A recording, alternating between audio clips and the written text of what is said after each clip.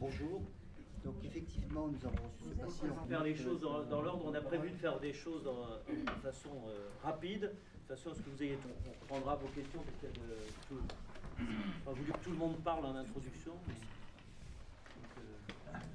Le patient est d'abord arrivé aux urgences de Valenciennes, qui sont les urgences de son secteur et établissement où le patient est bien connu, puisqu'il a un suivi dans un service de cet établissement. Il ne présente à ce moment-là aux urgences aucun signe d'appel respiratoire.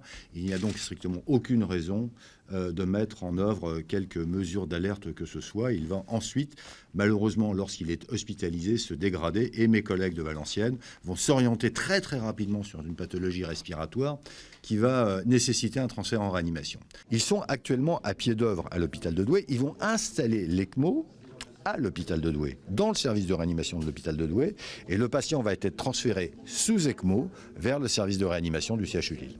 Il faut suppléer au poumon du patient qui n'est plus capable à lui seul d'oxygéner les tissus et les organes. On va donc mettre en œuvre cette assistance circulatoire périphérique, cette oxygénation périphérique pour permettre à ce patient de ventiler, de respirer et surtout d'être oxygéné. Je crois qu'il n'y a pas matière à paniquer. On est vraiment sur des foyers épidémiques qui sont actuellement absolument pas au sein de nos frontières. On a quelque chose qui reste extrêmement contenu en termes de localisation, puisque ça fait 1 an que c'est dans les Émirats arabes au niveau du Qatar. On est toujours à 30 cas graves. Il n'y a absolument pas matière à paniquer au jour d'aujourd'hui.